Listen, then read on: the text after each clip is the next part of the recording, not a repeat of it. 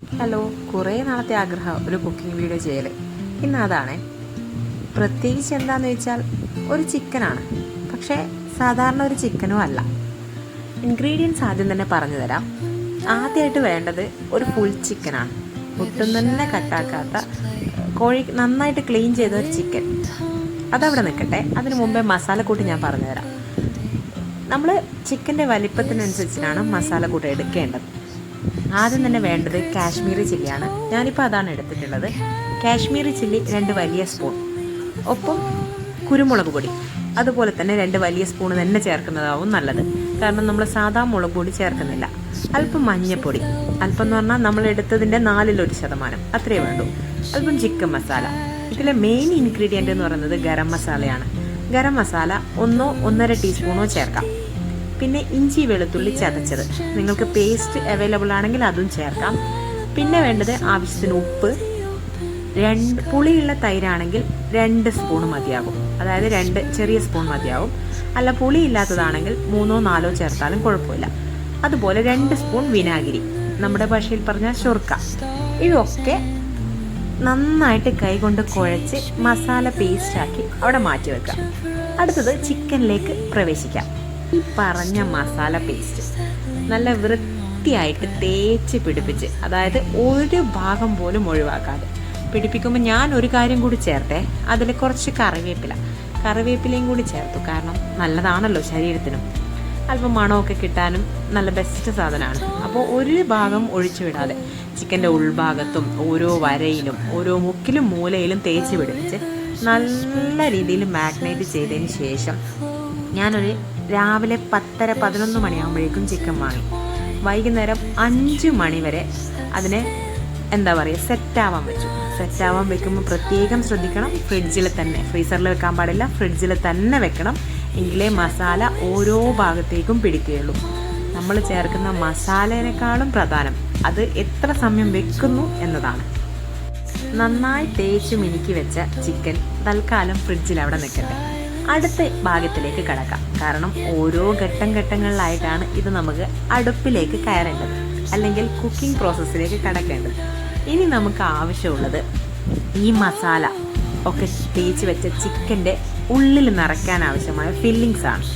ആ ഫില്ലിങ്സും വളരെ സിമ്പിളാണ്. നമ്മൾക്ക് എപ്പോഴും അവൈലബിൾ ആയ ചില കാര്യങ്ങൾ, അതായത് ഉള്ളി, അതായത് സവാള, തക്കാളി, വെളുത്തുള്ളി, ഇഞ്ചി, പച്ചമുളക്, ഇവയെല്ലാം ചെറുതായി അരിഞ്ഞ്, അതായത് കുനുകുനിയൊന്നും അരിയണ്ട, വളരെ ചെറുതായിട്ട് അരിഞ്ഞ് നന്നായി ഓയിലായാലും വെളിച്ചെണ്ണയിലും സാരില്ല, നന്നായി ഒന്ന് വഴറ്റിയെടുക്കുക. അതിലേക്ക് അല്പം കുരുമുളക് പൊടിയും ഗരം മസാലയും മാത്രം ചേർത്ത് വഴറ്റിയെടുക്കുക. എൻ്റെ പൊടിക്കൈ എന്നോണം ഞാൻ അതിലേക്ക് ടൊമാറ്റോ സോസും സോയാ സോസും ചേർത്തിട്ടിട്ട്, ഈ രണ്ടിൻ്റെ മണം എനിക്ക് ഒത്തിരി ഇഷ്ടമാണ്. കഴിച്ചപ്പോൾ എല്ലാവർക്കും ഇഷ്ടമായി, അത് വേറെ കാര്യം. അപ്പോൾ ഇതൊന്ന് വഴണ്ട് വന്നു കഴിഞ്ഞാൽ ഒരു മുട്ട ഉടച്ച് പാരുക. ഈ മസാലയാണ് നമ്മുടെ ഈ ഫ്രിഡ്ജിൽ നിന്ന് ഇറക്കി വെച്ച ചിക്കൻ്റെ ഉള്ളിലേക്ക് നിറച്ചെടുക്കേണ്ടത്. മാഗ്നേറ്റ് ചെയ്ത ചിക്കൻ നല്ല രീതിയിൽ സെറ്റായിട്ടുണ്ടായിരുന്നു. എല്ലാ മസാലയും നന്നായിട്ട് പിടിച്ചിട്ടുണ്ട്. അപ്പോൾ എന്ത് ചെയ്യുക, ചിക്കനെ ഒന്ന് കുത്തനെ നിർത്തിപ്പിടിച്ച് ഈ മസാലക്കൂട്ടുകൾ ചിക്കൻ്റെ ഉള്ളിലേക്ക് നിറച്ച് കൊടുക്കുക. മാക്സിമം പുറത്തേക്ക് വരുന്ന വിധത്തിൽ തന്നെ നന്നായി നിറച്ചെടുക്കണം. എങ്കിലേ ആ മസാലയുടെ ആ ഒരു ഗ്രേവി ചിക്കൻ്റെ എല്ലാ ഭാഗത്തേക്കും ഇറങ്ങിക്കിട്ടുള്ളൂ. ഇങ്ങനെ നിറച്ച് വെച്ച ചിക്കൻ ഒരു കുക്കർ എടുത്തിട്ട് കുക്കറിൽ വാഴയില വാട്ടി നന്നായിട്ടൊന്ന് അമർത്തി വെക്കുക. ഇതിലേക്ക് 1-2 സ്പൂണാണ്, ടീസ്പൂൺ അല്ല, 1-2 സ്പൂൺ ഓയിലാണ് നമ്മൾ ഒഴിക്കേണ്ടത്. ഒന്ന് ചൂടായ ശേഷം ഈ മസാല നിറച്ച ചിക്കൻ അതിലേക്ക് കമിഴ്ത്തി വെക്കുക. കുത്തനെ വെക്കരുത്, കമിഴ്ത്തി തന്നെ വെക്കണം.